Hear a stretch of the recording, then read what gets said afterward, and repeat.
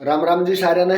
इस वीडियो के अंदर बात करेंगे भाई हरियाणा के अंदर 2024 का जो चुनाव है। आप सभी को पता भी होगा कि मई के अंदर हरियाणा के अंदर जो लोकसभा चुनाव है उसकी डेट घोषित की गई है। उसके लिए भाई हरियाणा के अंदर जो कांग्रेस सरकार है उसके जो संभावित लोकसभा के 10 उम्मीदवार हैं उन उम्मीदवारों की सूची के बारे में इस वीडियो के अंदर पूरी डिटेल से चर्चा करेंगे।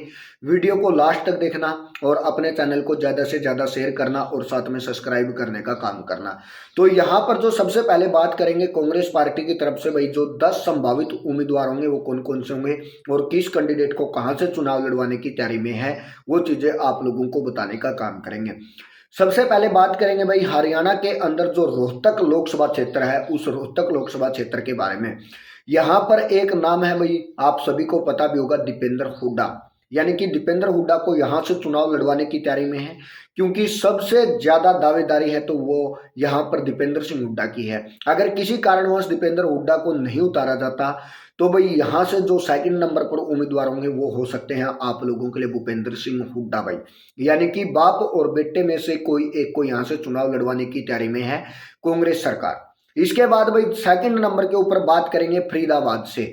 यानी कि फरीदाबाद लोकसभा क्षेत्र से आप लोगों के लिए दो नाम हैं और वो दो नाम है भाई करण दलाल और विजय प्रताप सिंह भाई।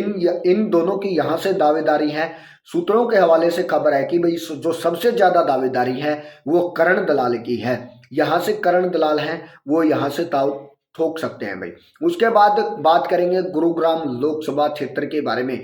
यानी कि गुरुग्राम लोकसभा क्षेत्र है, यहाँ से कैप्टन अजय सिंह यादव हैं जो आप लोगों के लिए भाई इनको चुनाव चुनाव लड़वाने की तैयारी में है कांग्रेस पार्टी। यानी कि जो गुरुग्राम है आप लोगों के लिए जो सबसे होस्ट सीट मानी जाएगी, यहाँ से आप देख सकते हैं कि भाई अजय यादव यहाँ से चुनाव लड़ सकते हैं। और जो सबसे हॉट सीट होगी वो आप लोगों के लिए रोहतक या आप लोगों के लिए भाई जो दूसरी हॉट सीट हो सकती है वो आप लोगों के लिए हिसार लोकसभा क्षेत्र हो सकता है। और जो सिरसा से है भाई आप लोगों के लिए, सिरसा से भी बता देता हूँ आप लोगों को कि जो लोकसभा क्षेत्र है वो एक रिजर्व सीट है। यहाँ से आप लोगों के लिए भाई जो सबसे पहले प्राथमिकता होगी वो है कुमारी शैलजा की भाई। अगर कुमारी शैलजा किसी कारणवश सिरसा से चुनाव नहीं लड़ती तो यहाँ से जो चुनाव लड़ेंगे वो शिषपाल केहरवाल की जो दावेदारी होगी वो सबसे यहाँ से मजबूत मानने का काम किया गया है। यानी कि शिषपाल केहरवाल भाई।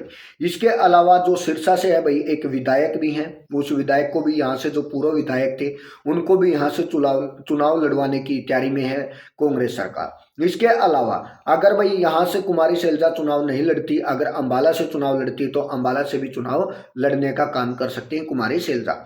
इसके बाद बात करेंगे भाई आप लोगों के लिए हिसार लोकसभा क्षेत्र की। हिसार लोकसभा क्षेत्र के अंदर भाई आप सभी को पता होगा दो नाम यहाँ पर जो सबसे प्रमुख हैं। पहला नाम चंद्रमोहन बिश्नोई का भाई, क्योंकि ये भजनलाल के बेटे भी हैं और जो भजनलाल का गढ़ था आप सभी को पता भी होगा आदमपुर है भाई। यानी कि आदमपुर के अंदर बिश्नोई समाज की अच्छी काफी पहचान भी है और दावेदारी भी है। तो इसलिए यहाँ से चंद्रमोहन बिश्नोई को चुनाव लड़वाया जा सकता है हिसार लोकसभा क्षेत्र से।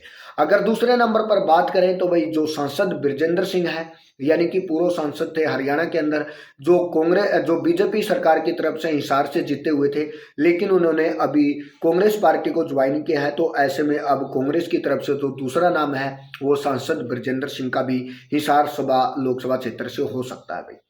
जो अब आगे बात करेंगे भाई करनाल लोकसभा क्षेत्र के बारे में।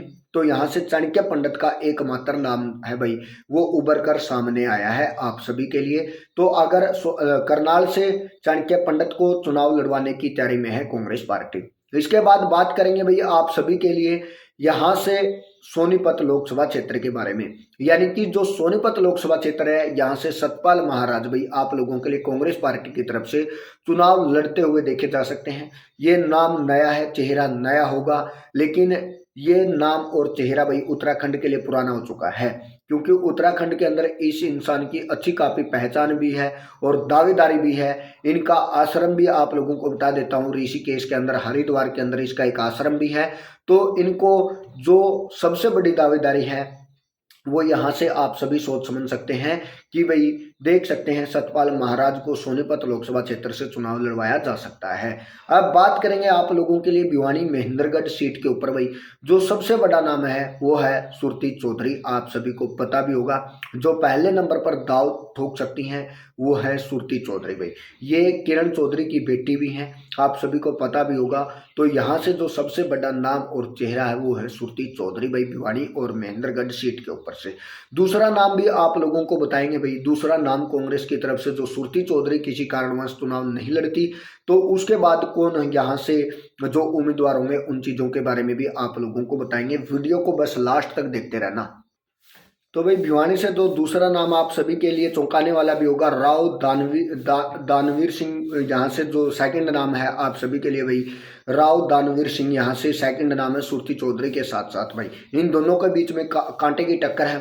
लेकिन भाई किरण चौधरी हैं हुड्डा के साथ अच्छी काफी जान पहचान भी है, इसलिए हो सकता है कि भाई सुरती चौधरी को यहाँ से टिकट मिलने की जो सबसे ज्यादा संभावना है आप सभी के लिए भाई। यानी कि हरियाणा के अंदर 9 लोकसभा क्षेत्र के ऊपर से भाई कांग्रेस पार्टी लड़ेगी और एक सीट के ऊपर गठबंधन इंडिया का संदेश उतारा गया है कुरुक्षेत्र से। आप सभी को पता भी होगा सुशील गुप्ता भाई आम आदमी पार्टी की तरफ से चुनाव लड़ने का काम करेंगे। यानी कि 10 की 10 लोकसभा सीटों को यहाँ पर कवर करने का काम किया है। अगर कोई एक दो सीट भाई किसी का नाम चेंज हो जाता है तो वो अलग बात है, लेकिन यहाँ पर जो एक एक दो नाम यहाँ पर बताने का काम किया है 10 की 10 लोकसभा सीटों के ऊपर भाई इन इंसानों को उतारने का काम किया जा सकता है। आप सभी को पता भी होगा। और जो सबसे हॉट सीट होगी भाई वो रोहतक की रहने वाली है, क्योंकि यहाँ से दीपेंद्र हुड्डा चुनाव लड़ने की तैयारी में हैं। तो इसलिए आप सभी से रिक्वेस्ट है प्यारे साथियों इस वीडियो को ज़्यादा से ज़्यादा शेयर करना, क्योंकि कांग्रेस की अभी तक जो संभावित सूची है वो कहीं पर बताने का काम नहीं किया था, मैंने सबसे पहले आप लोगों को बताने का काम किया है। तो इस वीडियो को ज़्यादा से ज़्यादा शेयर करने का काम करना। और इसके अलावा भाई हर एक वीडियो के अंदर आप लोगों को बताएंगे कि कहाँ पर कितने वोटों के अंतर से कौन सी पार्टी के सदस्य जीतने वाले हैं, कौन सी के हारने वाले हैं। इन चीज़ों के बारे में भी जल्द आप लोगों के लिए वीडियो लेकर आएंगे। थैंक यू प्यारे साथियों।